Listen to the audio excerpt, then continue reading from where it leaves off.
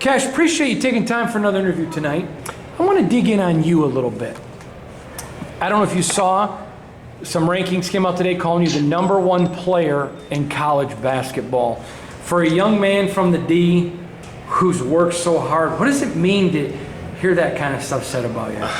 It's kind of unreal, just to, like I said, that wasn't part of my goals, wasn't one of those things that I thought I could achieve while in college, and it kind of just, I kept my head down, I kept working. It's one of those things that just kind of happened. So it's a blessing, it's a huge honor. It's just something even more to work for. Now I got to go out there and try to prove it. That's going to put an even bigger target. It doesn't matter if it's exhibition against your brothers, the preseason when you're not playing a lot of big name teams, or in the tournament. Everyone wants to show up against the #1 player in America. Do you like that? Not only the bullseye for being #1 team, but #1 player. Do you like that bullseye? Yeah, definitely. Like I said, I love the competition. I love to compete, and I want everybody's best shot. That's the beauty of it. Going out there playing against somebody's best, and they try to prove themselves, and you got to prove yourself. Interesting question I have for you, Cash. I love your family, from your siblings to your parents. Just precious, down to earth, good people. When you get these honors, people also talk about the kind of guy you are. Do you love the chance to brag on your family? Because, you're a product of them, and they're precious people. Yeah, definitely. I feel like I got the best family in the world. I wouldn't trade them for anything.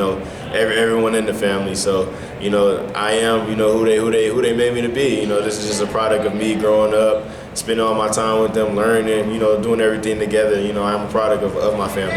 Cash, you're a great player. You've been around a lot of great players, and you know this. There's a lot of mom and dads who try to live vicariously through their kids. They see them as a paycheck. Your mom and dad have never been that way. It's about school.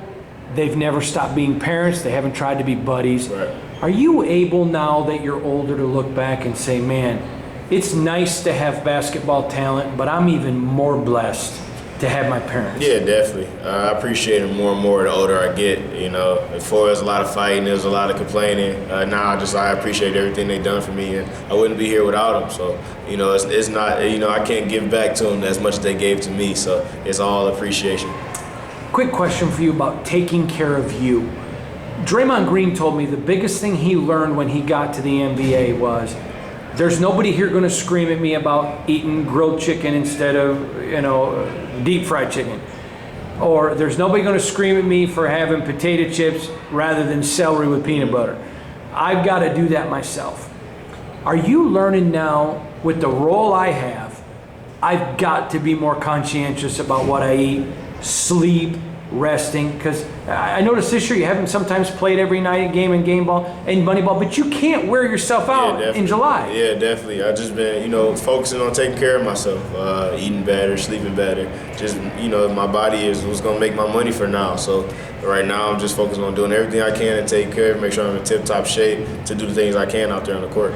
Aaron Henry gave you the best compliment in the world. He said that you helped him understand Tom Izzo.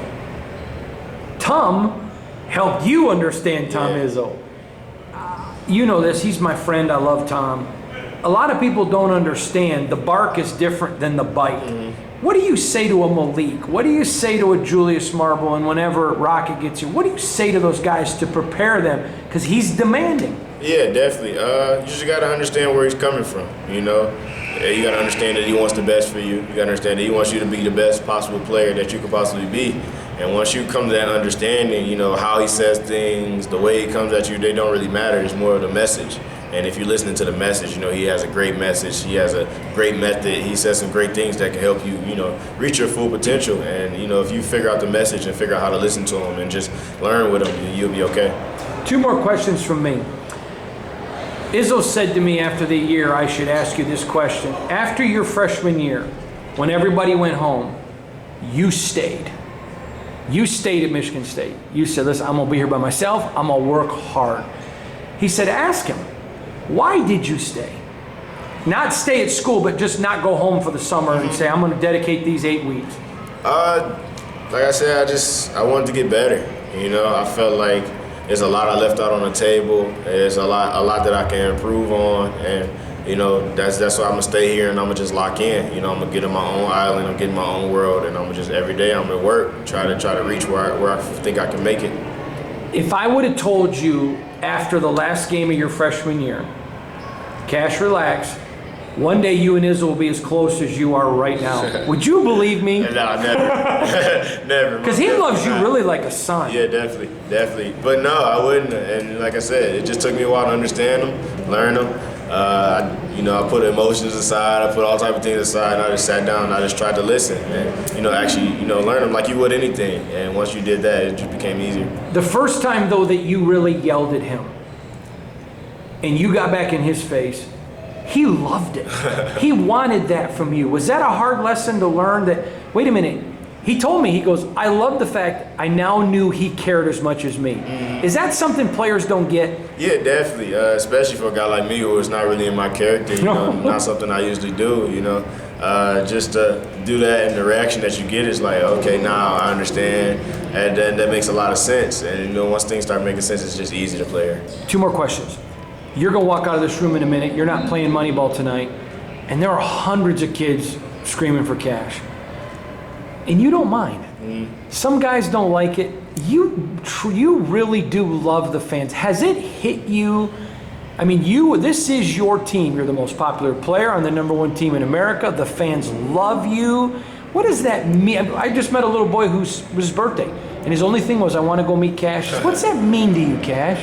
It's just humbling. You gotta understand that I didn't picture this. You know what I'm saying? This wasn't in my goal. This wasn't where I planned to be. So all of this is just a blessing, and that's how I look at it. I'm not obligated. I'm not anything like that. It's just really me being out here, and it's a blessing. And I remember being in these situations. I remember dreaming big. I remember all these type of things being in those moments. So to be able to give these kids hope or a chance, because when I was little, when I was younger, it wasn't like I was going to be nobody ever said I was going to be the #1 player in the country when I was coming into college. That never happened. So to get that type of inspiration, I want to do that for people.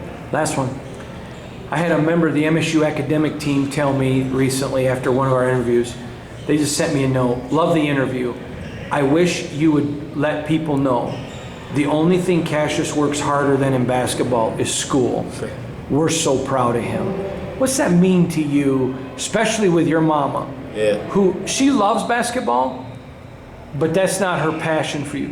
What's it mean to hear your professors say that about you, that they admire you, that you work even harder in the classroom than in the basketball court? It's just great that the work doesn't go unnoticed. I spend a lot of time, it's been a lot of long nights, a lot of things, just trying to keep up on that part of it, especially as basketball started to take off. It got harder just to keep the academics going too. So to be able to stay locked in, stay grinding, and keep getting that done is a huge accomplishment.